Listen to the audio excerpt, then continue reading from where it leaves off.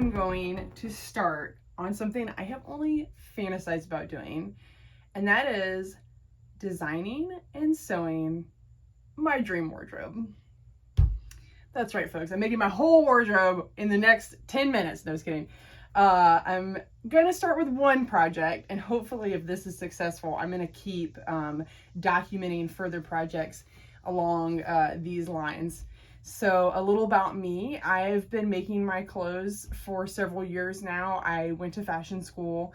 I've worked in the garment industry for over a decade. My thoughts about this project today is to give you an insight on how I develop an original garment from scratch. So that means concept, picking out the fabric, what pattern do you use and how do you modify that pattern to work for you, to the whole sewing and finishing thing, So that's a lot of components. A lot of them I'm going to be like really briefly going over, but if there's any of those that you want to learn more about, shoot me a comment below and let me know, and I can work on developing content around that direction. In the same time, I have spent most of my career working for other designers, helping them with their vision. And so this will also be a challenge for me in terms of, pushing my own personal design aesthetic, which, honestly, I don't even know what that looks like. But I have this time and space in my life right now to just try some things and see if I can, find a voice for myself. As creatives, it's so vital for us to make time to play, because then that's when all the good ideas come out. So I'm hoping to make that time now. Okay, for my first dream wardrobe project, I'm gonna go with something pretty straightforward, but definitely needed, which is a great pair of structured black shorts. I love these shorts. I made these a few years ago, but they've just gotten a little too tight. And now it's like every time I reach for them to wear them, I just feel uncomfortable, and then I start to feel crummy about my body and feel like I need to change my body.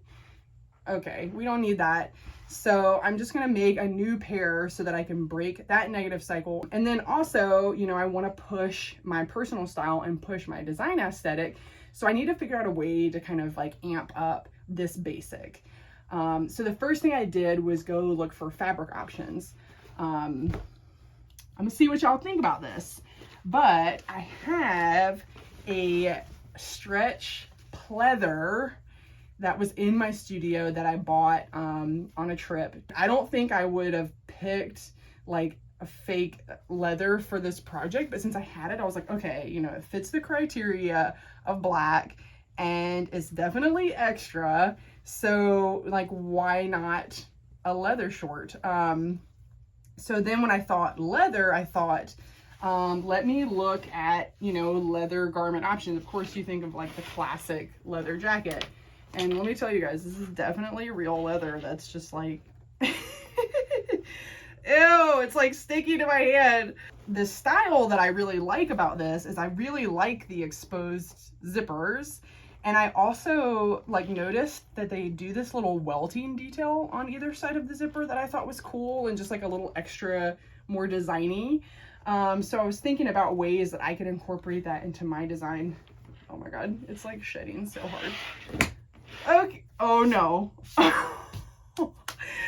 Okay, so then I went into my zipper bag and found some black zippers and thought, okay, what if I did away with the front fly on this design and added side seam zippers on both sides? Don't do a button, but just do a hook and eye up here.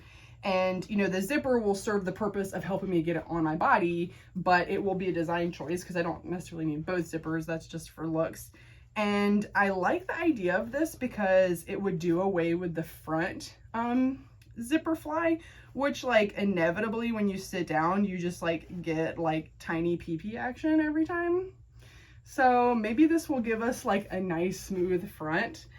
Let's circle back to this fabric choice and kind of analyze what we've got going on here with this option. So this is definitely really stretchy. I don't really need all that stretch because I'm not trying to go for like a super skin tight look. It's also pretty thin. When I held it up against my body, I noticed that it really showed this fabric seam. So I'm imagining, you know, I can probably be able to see my underwear lines, which I don't love the idea of. So that made me think of this concept called underlining, which I've never done before, but the concept is pretty straightforward. It's not like a regular lining. Underlining is where you would take a secondary fabric and you just carry it behind your main fabric and basically combine the two properties of these fabrics. And it would give us like a thicker result. It would help. I mean, you're probably still gonna see lines, but it'll be less noticeable. When I was thinking about underlining fabric options, I'm not trying to have like some down comforter shorts. So, you know, a quilter's cotton is like a nice light fabric, and like it'll give me like, I won't necessarily have this like pure polyester fabric like right up against my skin, which sounds nice. It's not as stretchy as this, but it does have a mechanical ease to it. And so what that means is that if I work with these together, it's only going to stretch as much as the quilter's cotton will stretch, which actually will be nice. I think it'll make it look a little bit nicer for this to not be so stretchy. It'll still make it thicker, and granted it's like 95 degrees right now, and you know it's 95 degrees in here because I ain't got no air conditioning. But you know, fashion. We've got our fabric choices, we've got our zippers. Now we need to think about what our pattern's gonna look like. To keep from having to start from scratch, I'm gonna take this pattern that I made for the original pair of black jean shorts. So we have the back panel, which is completed with a yoke, or sometimes called a riser. In this case, it was a two-piece riser that just allowed for additional shaping here, but I don't really need that, so I'm gonna remove that.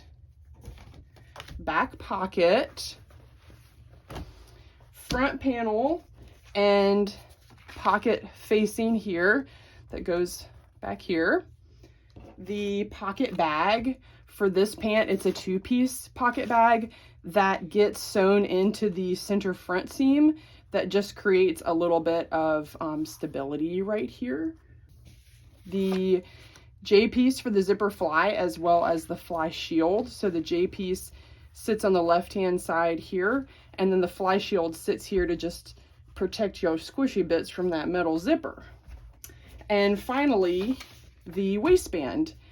So the changes that we need to make to be able to use this pattern for our new project is we're going to omit the front zipper fly, so we don't need this J piece, but we will keep the fly shield for each zipper on the sides. I have to change the waistband to two pieces instead of one because they'll have an opening on both sides instead of just the one center front opening.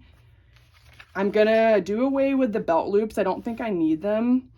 And I was thinking about changing the shape of the front pocket opening. So if I went slant, I thought that kind of would have a more mod look, and that's like an easy change to the pattern. Or I could even go a little extra and do like a straight slant. I mean, you could even make like any kind of shape. Like it could even be like a scallop or something. Like all you have to do is just get your hand in there. So, ooh, I'm liking that idea. I'll probably play with that on the paper. And then other than that, I'm just gonna work on making them a little bigger and a little longer. To make these pattern changes, I'm gonna tape new paper onto the original pattern and draw my changes and cut up this original pattern. I don't feel a need to hold on to it since it didn't really fit me great in the first place, but you could certainly make a copy of the original and then make changes to the copy so that you can preserve that first pattern.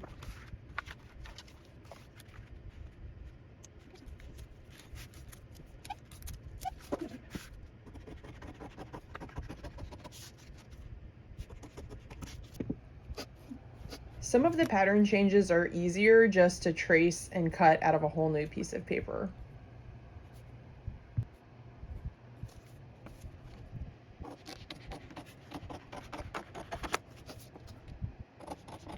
Don't forget to check that your pattern pieces still line up after you've made those changes so you don't have any mismatched seams when you go to sew.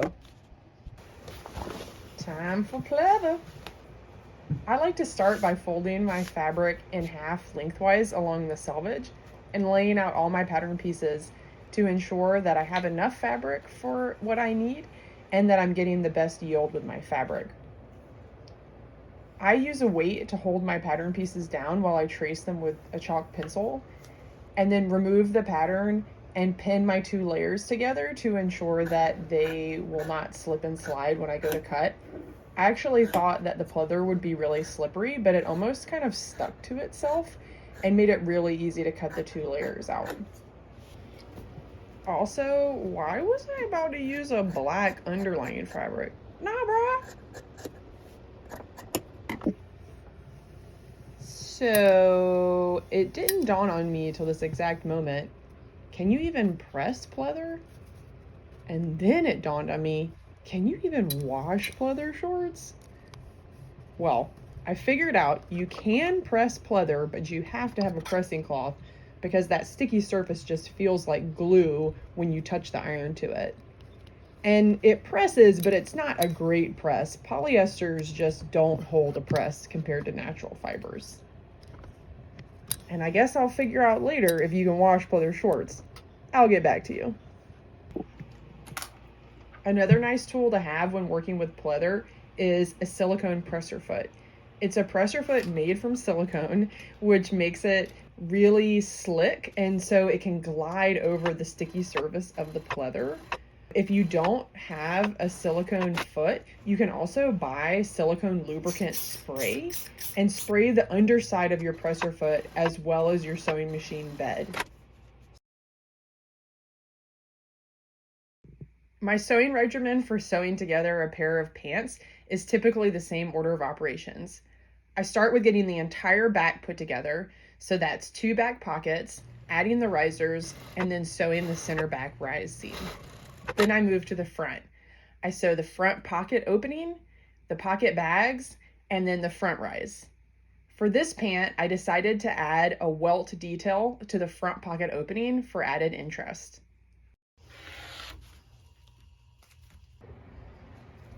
I'm starting on the front welt pocket now. So normally I would just put these 2 right sides together, sew along this opening, and then turn it right side out and top stitch it. But for this case, I want to add a piece of welting, which is just a rectangular strip that I've folded in half. And I want to put that in between the 2 layers so that when it folds out, it has this nice little detailing. Is that going to be cool or what? I know that I need to at least start with the straight side. So I'm going to put these 3 layers together with the welt in between and just sew along this straight edge. I'm not going to worry about this pivot point just yet. Not really sure. I know that the welt needs to get caught in it. So really, I want to stop at that pivot point. And the way that I find a pivot point for sort of like a Y seam is do the 1/2 inch seam allowance on each angle. Okay, so this is my pivot point, and ideally I don't stitch beyond that at all, because then I'm going to come in and clip the thread, the fabric here, so that it can turn and fold the way that I want it to. So I'm going to start at the pivot point with all my layers stuck in here. Can she do it?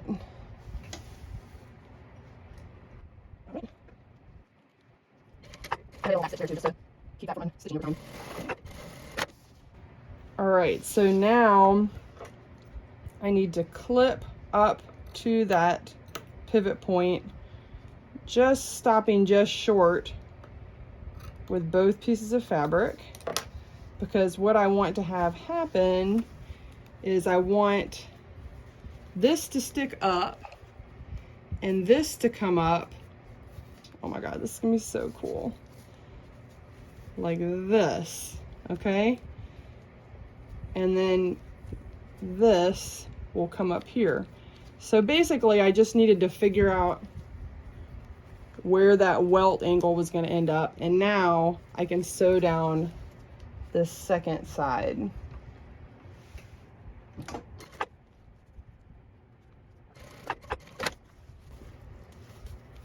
Sweet.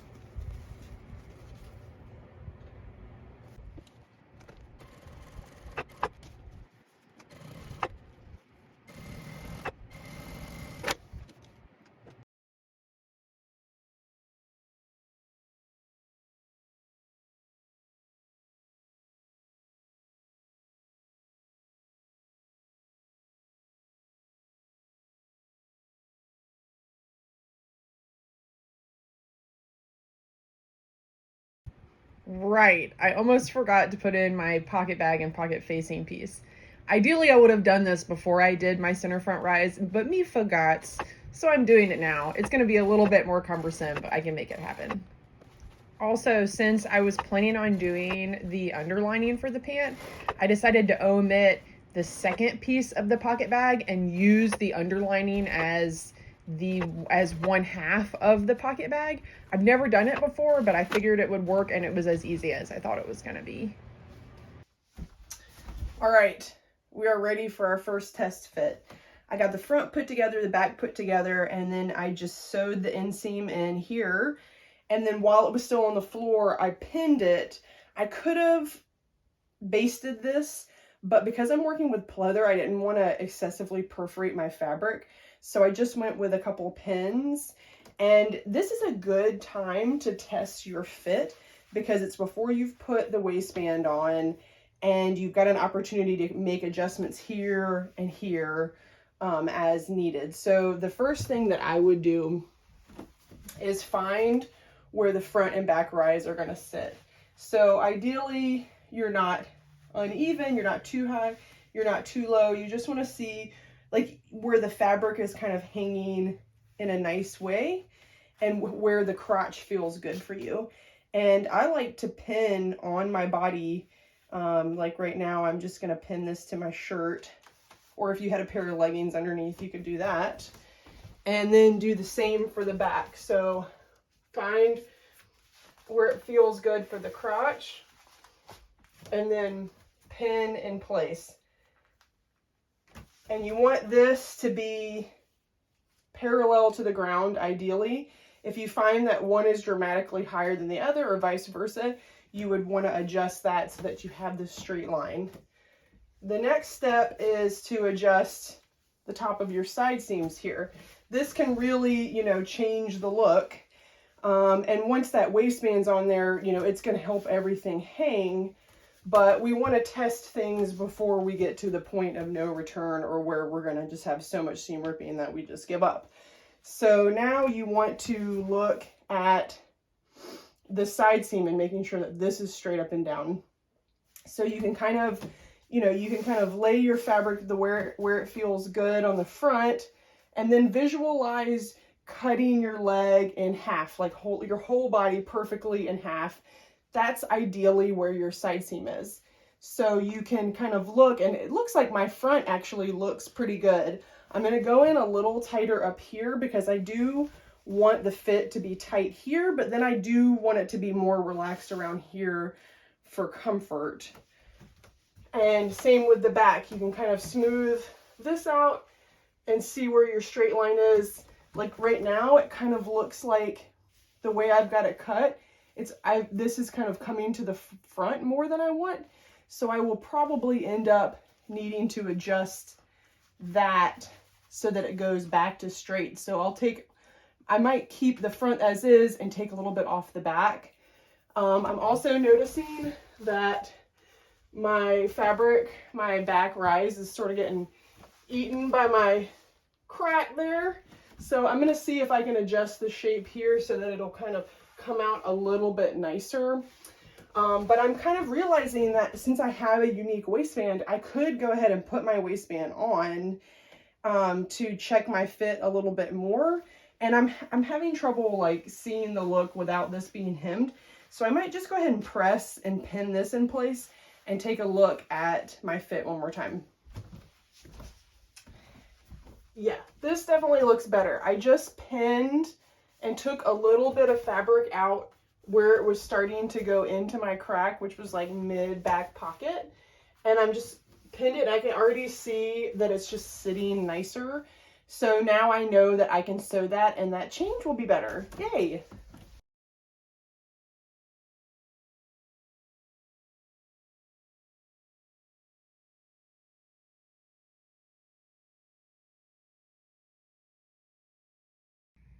Another benefit to pressing my hems now while the outseams are still open is that my garment is basically still flat, so I can lay it out, use my pressing guide, and use my ironing board to make this job much easier. Okay, fitting round 2. This is looking really good, y'all. So I got the waistband on, I pinned up the hem, and I pinned the outseams from the inside so that I could get a little bit more of a look. And I took a little bit more out from the back than I did from the front, but I can still see that my side seam is veering forward just a little bit. Like if I look straight down my body, just like that much. So I think I need to take a little bit more out here on the bottom half so that that side seam can go straight up and down. But other than that, I'm really happy with the looseness. I am going to try to like make this a little bit tighter, just get that nice and snug, and then everything else will be a little bit loose. So yeah, I think this is good. Now I'm ready to put the zippers in and close the outseam. Now that I'm sewing my side seam zipper closure, I need to consider where I'm going to sew the zipper to account for the fact that it will be exposed. So I marked on my garment, this line is where I would sew it, you know, for example, if I didn't have a zipper, but the zipper has about 1/2 inch that's exposed. So that means I need to compensate by 1/4 inch on either side. So I sewed in 1/4 inch from my original side seam line to factor that in.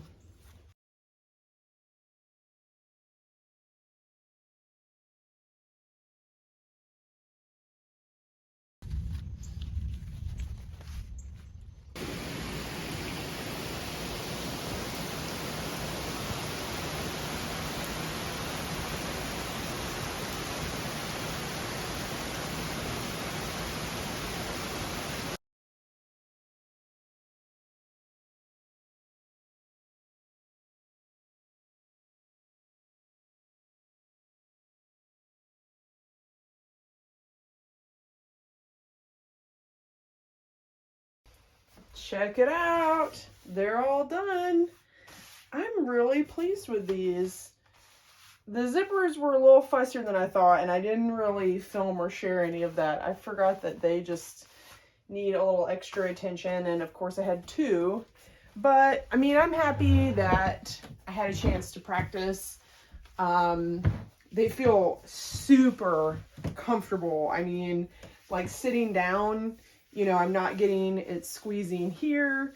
There was certainly, you know, the 20-something in me that wanted to make them skin tight, but then the 30-something in me was like, yeah, but you're not going to wear them. And honestly, these just feel so perfect. I did consider putting inward facing in the waistband just to give it a stiffness and to keep it from stretching out over time. And I do almost feel like it's relaxing a little bit, even just in the little bit of time I'm wearing it. So maybe that was something I could have done. Yeah, like even like you can see that flipping. I did see a little bit of the red popping out up here, which I'm like half tempted to just Sharpie it so that you can't see it. And the folded hem, you know, it's just folded in, and so that pleather is touching my skin, so it is a little sticky right there. And so I could have done like a facing hem where it would look the same, but I could have done a cotton instead. And, you know, maybe that's something I go back and tweak, or maybe not. I'd kind of want to just wear them around for a while and see how I like them. you know, they're kind of like perfect. They're not too, you know, they're not crazy high fashion. Like, I feel like I could wear these on a regular basis and just feel a little bit extra. So anyways, I know that I brushed over, you know, some aspects, or maybe I went into too much detail on some aspects. This is my first video. I do a lot of projects like this at home. I just don't usually record it. So if you're interested in seeing more, let me know. I'd love the encouragement, and I'd love to hear what you'd want to hear more about. You know, I used a self-drafted pattern, but I didn't go into drafting your own pattern. That's something that we could talk about. Anyways, I hope you enjoyed it, and happy sewing.